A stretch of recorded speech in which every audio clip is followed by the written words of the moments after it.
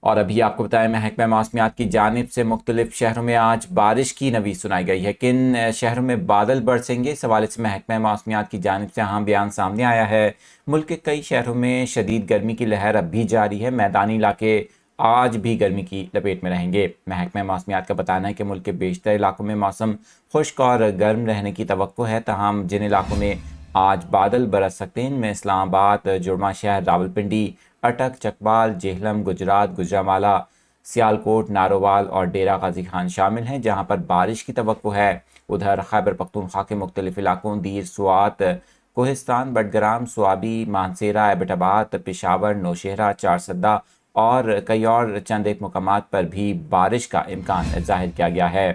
آپ کو بتائیں کہ اسی طرح سے بلوچستان کے بھی مختلف علاقوں میں بارش کا امکان ہے۔ سندھ کے بیشتر علاقوں میں موسم گرم اور خشک رہے گا۔ کراچی سمیت سندھ میں جاری گرمی کی گزشتہ لہر جاری رہنے کا امکان ہے، تاہم کراچی میں سمندری ہواؤں سے دوپہر کے بعد موسم بہتر ہونے کی توقع ظاہر کی گئی ہے۔